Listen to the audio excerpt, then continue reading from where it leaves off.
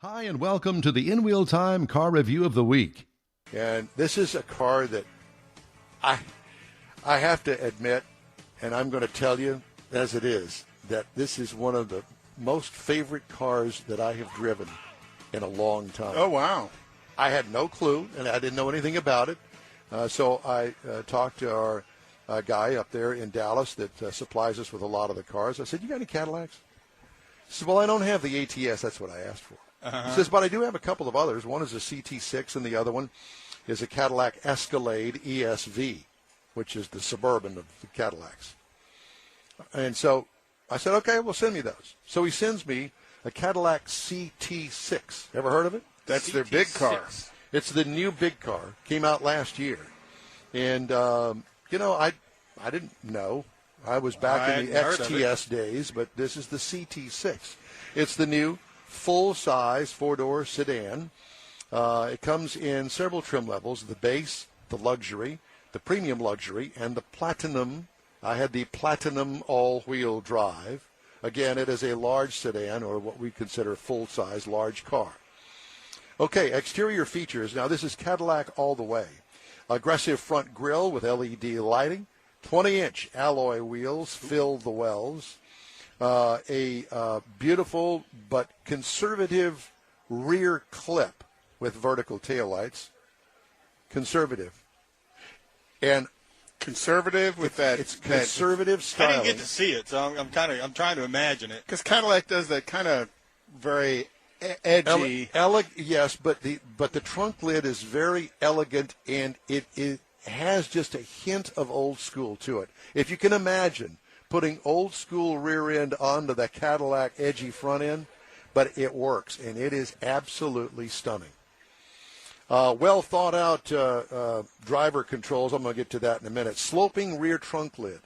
So it's not a horizontal trunk lid. It kind of has a little slope to it. Just very subtle. Not into a hatchback level. No, not at all. Overall design gets an A+ in the Don Armstrong book.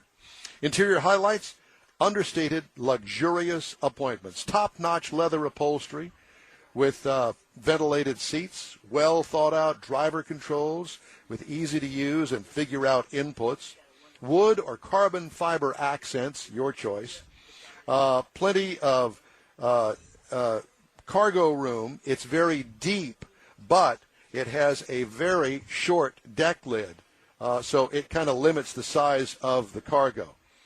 What I liked about it, Super Cruise. What?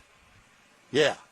It's a thing called the Super Cruise, and it is a LiDAR and radar-based drive it itself vehicle. LiDAR. Explain LiDAR to people. It's a surveying method that measures distance to get a target by illuminating the target with pulsed laser light and measuring the reflected pulses with a sensor. And the unit itself is located behind the rear view mirror. Okay, you got that? That's it in a nutshell. So here's the way it works. You've got your cruise control, so you turn the cruise control on. And then next to that is a button that facilitates Super Cruise. So you line the vehicle up within the lines of the highway. Now, this is not something for the street level. This is for the highway. I first tried it on the Hardy Toll Road. Works great. Also works great up at 45, the North Freeway. So it's got to be freeway-type lined roads, okay, because the car looks at all of that. And you line the car up between the lines and hit the Super Cruise, and a little LED thing right on the steering wheel turns green when it takes over. On the steering wheel. On the steering wheel. You let go. Which means don't touch me. Well, you can, but so it drives the car and keeps the lane that you are in, and it keeps the distance between the car in front of you, which you can adjust. If you like to ride somebody's bumper, well, theoretically it gets you. But then it also gives you a lot of distance. If this LiDAR feels anything funny, it'll beep, the steering wheel turns red, you put your hands on the wheel, and you take over.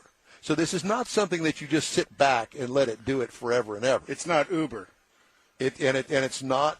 I don't know anything about the Tesla system, but it sounds to me that it's similar to the Tesla system. That it keeps you directional and distance and so time. you decide to change lanes, okay? So you turn on your blinker, you look, and then you touch the steering wheel, and the steering wheel turns blue.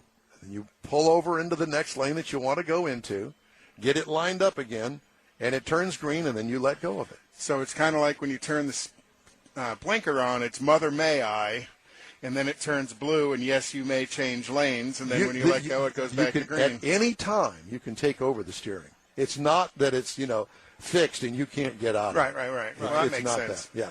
And if it sees something that it doesn't like, it beeps red. And if you don't don't put your hands on the wheel, then it will turn off, and it makes you put your hands on the wheel.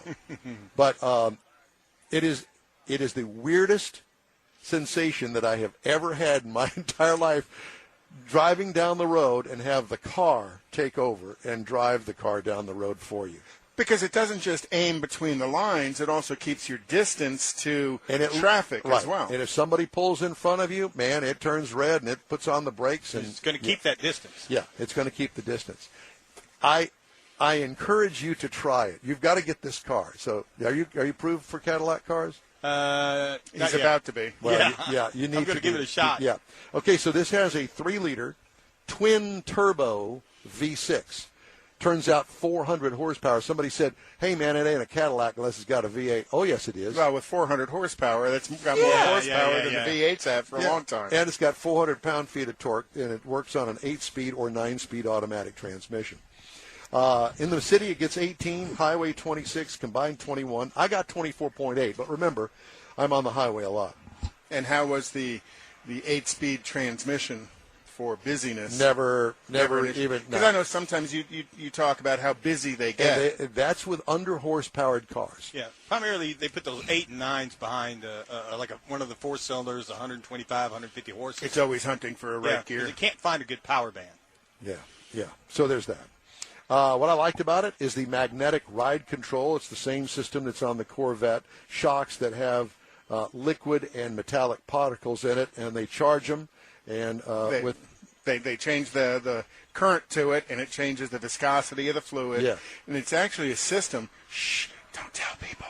They sold it to Ferrari years ago. Well, I will tell you what. But the Ferrari people don't want to know that. They think they developed it themselves. Well, I have to tell you that this car feels lightweight compared to its competitors. This is the latest state-of-the-art from General Motors, and it rocks it. Base model price, $64,705, but mine as tested with the Super Cruise, $89,290. But it's Cadillac. It is a top-of-the-line Cadillac that can drive itself. Friends, I encourage you to check out this car. Competitors include the BMW 7 Series at $84,500, the Audi A8 at $82,500. Now, these are the base prices. Those are the base prices, right. Not even with options. The Lincoln Continental was $65,075. I would be ashamed. Not to say anything bad about the Lincoln. I have not driven the Lincoln Continental, but the Cadillac CT6 for 2018 is something. It's a wowzer car for you. It is. It just is off the chart for me. Well, I'm glad they got it right. Well, they got it right for me anyway. Yeah. Thanks for listening to our weekly new car review from the In Wheel Time broadcast. Be sure to join us live, where you'll also hear reviews like this, along with automotive news, car features, and automotive guests every Saturday morning, 9 to 11, on SportsMap 94.1 FM in Houston and on Facebook. And be sure to check out our website, too, inwheeltime.com.